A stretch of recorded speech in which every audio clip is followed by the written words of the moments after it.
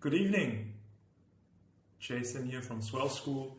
It's evening time here in Singapore on the 14th of December 2022, and I would like to talk to you about the final chapter in Exploring Diversity. So in the previous two chapters we talked about physical properties of materials and also the chemical compositions of materials. We discussed a little bit about what a element was, what a compound was, what a mixture is.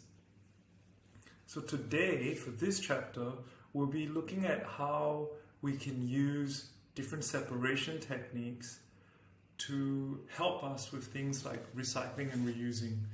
So in the previous chapter, I linked a cool documentary at the bottom of the post talking about how the German economy uses recycling to a large degree to help them in lowering their energy impact, in lowering their environmental impact, right? So today we'll dive a little bit deeper into the different separation techniques that we currently have, that we currently use, that we currently understand. I think it's going to be a pretty fun chapter. So what the syllabus will be hoping that every one of you will come to understand would be a basic understanding of how these different techniques work.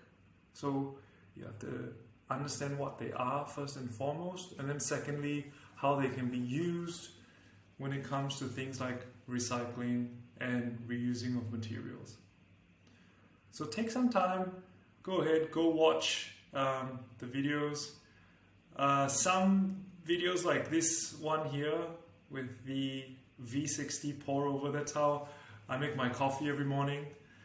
And while it's not talking explicitly about recycling, it shows you how filtration works.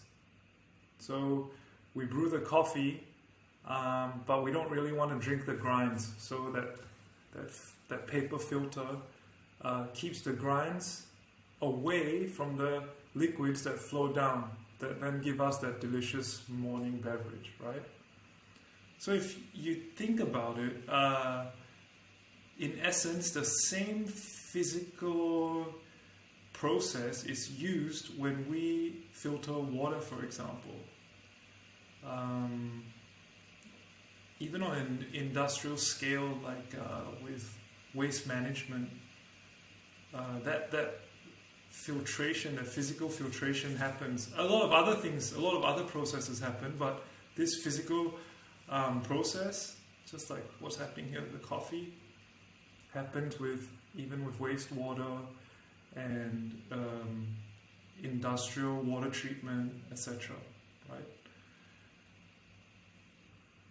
There's also many cool videos I've chosen for you to get an understanding on what evaporation is, what distillation is about. Even paper chromatography is something that,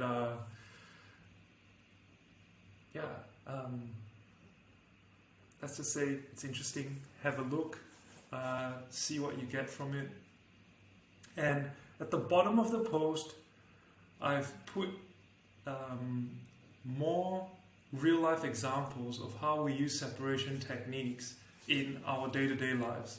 How society uses separation techniques, in this case, to do wastewater treatment, I touched on that earlier, or for sorting and recycling of aluminum and steel. So when you watch these videos, it'll give you an impression on how super large volumes of throughput gets treated in an efficient, effective way with as little environmental and energy impact as possible.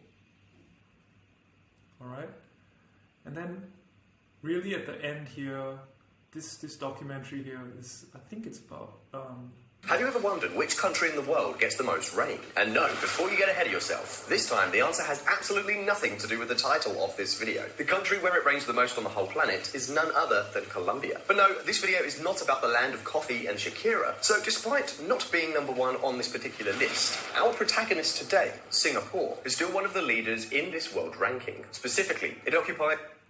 So yeah, considering that I'm making this video from Singapore, I'm a Singaporean, it's pretty cool. I was doing my research to come across this video.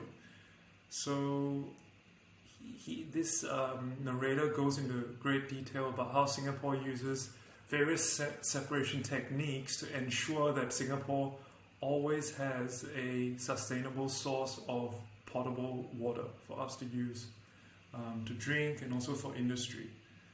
So have a look. I'm sure you'll enjoy it. And as usual, leave a comment, let me know if the videos are interesting, let me know if you guys know of any other interesting videos that you think I should add to the post. I'd really appreciate it. So thank you very much, and see you at the next module. Bye-bye.